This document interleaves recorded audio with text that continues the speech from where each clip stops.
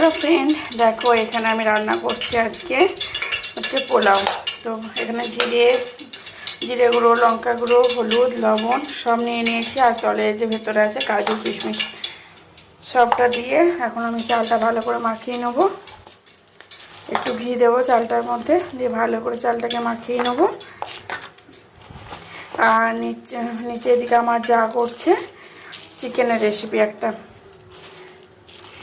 Mughlai chicken বানানো হচ্ছে, সেটাও তোমাদের সঙ্গে শেয়ার করব। তো চলো আমি এখন পোলাওয়ের এটা ভালো করে মাখিয়ে নিই।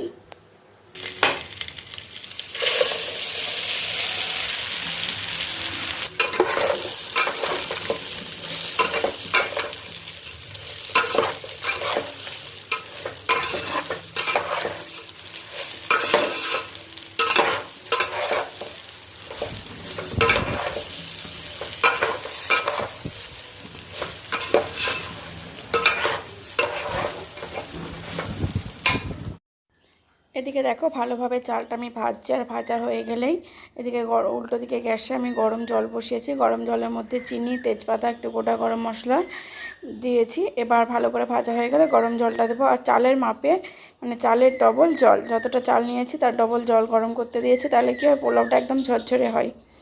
জলটা মেন মাপ পোলাওয়ের। তো একদম ঝরঝরে হয়েছিল, তোমাদের সঙ্গে অবশ্যই শেয়ার করব সেটা। তো দেখো ভালোভাবে ভাজা হয়ে গেছে। এবার আমি গরম জলটার মধ্যে ঢেলে দেব।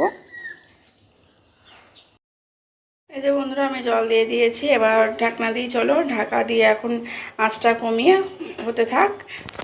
আর একদম মেপে জল দিয়েছি, মেপে জল দিলে পোলাওটা একদম ঝরঝরে হয়, একদম চালের ডবল জল। আর চিনিটা আমি মেপে দিই না, চিনিটা আমি আন্দাজের ওপরেই দিই। তো চলো এখন ঢাকনা দিই। বন্ধুরা একবার ঢাকনা খুলে দেখি কতটা হলো।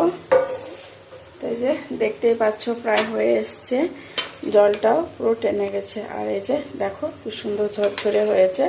ওপর থেকে একটু ঘি দেব, দিয়ে লাস্টে একদম নেড়ে দেবো।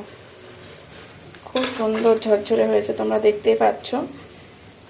আরও ঝরঝরে হবে একটু ঠান্ডা হলে। চলো পরে তোমাদেরকে আবার দেখাবো আমি কতটা ঝরঝরে হয়েছে।